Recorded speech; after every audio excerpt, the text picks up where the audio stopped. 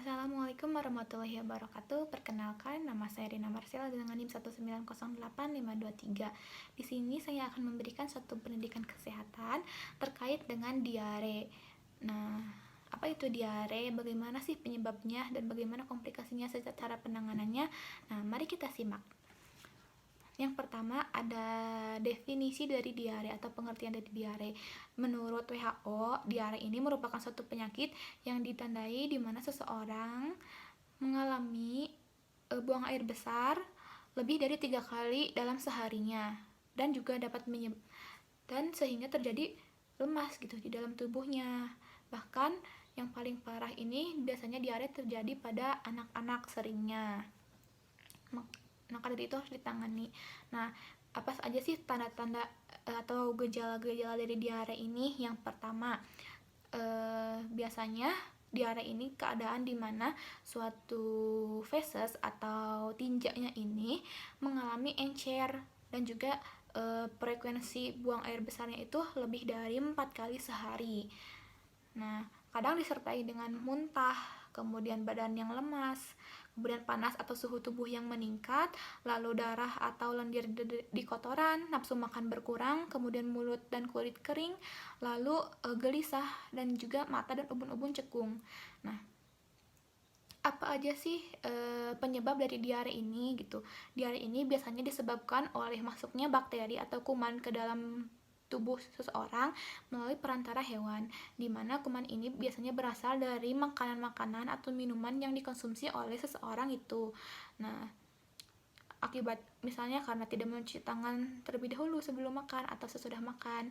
Nah, ada beberapa komplikasi yang dapat terjadi jika diare tidak ditangani. Di antaranya akan menyebabkan dehidrasi, kemudian hipernatremia, hiponatremia, kemudian ada hipokalemia, kemudian demam.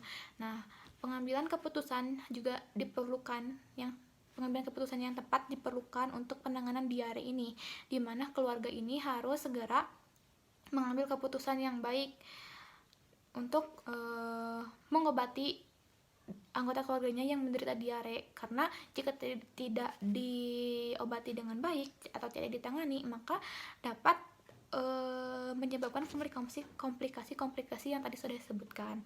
Nah, kemudian juga harus dibawa ke fasilitas pelayanan kesehatan jika beberapa kondisi tidak membaik. Nah, jika pasien tidak kunjung membaik atau misalnya mencretnya tidak sembuh dalam waktu yang lama, tapi walaupun sudah diberikan perawatan di rumah ataupun diare yang tidak atau diarenya ini sangat mengganggu aktivitas sehari-hari, kemudian mengalami demam di atas 38 derajat Celcius, kemudian mudah haus dan bibirnya kering, kemudian tubuh terasa lemas, maka dari itu harus segera dibawa ke fasilitas pelayanan kesehatan, contohnya ke puskesmas, ke rumah sakit, ataupun ke klinik untuk penanganan diarenya, karena jika tidak dapat menyebabkan dehidrasi. Nah, dehidrasi ini tentunya sangat bahaya, dapat mengakibatkan shock pada individu tersebut.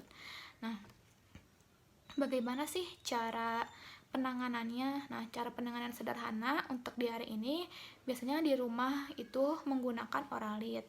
Nah, biasanya oralit ini kan antara campuran garam dan gula, itu bisa juga sebagai suatu alternatif penanganan diare di rumah. Kemudian mengkonsumsi air minum atau air putih yang banyak, makan juga asupannya harus tetap dijaga. Nah, itu merupakan penanganan sederhana yang dapat dilakukan di rumah. Namun, jika tak kunjung sembuh, maka harus dibawa ke fasilitas pelayanan kesehatan. Kemudian, tentunya selain ditangani, diare ini juga dapat dicegah dengan cara mencuci tangan sebelum makan atau sesudah makan, kemudian menutup makanan dan minuman, kemudian mencuci buah atau sayur sebelum dimakan, lalu minum air yang sudah dimasak dengan matang, kemudian menjaga kebersihan lingkungan. Nah, makan makanan yang sehat dan bergizi.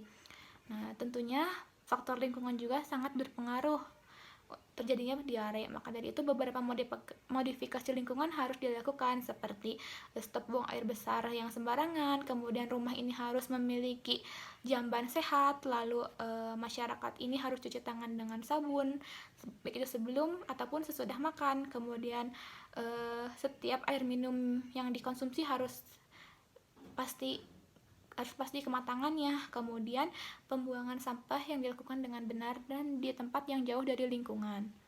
Sekian yang dapat saya sampaikan. Wabillahi taufiq wal hidayah. Wassalamualaikum warahmatullahi wabarakatuh.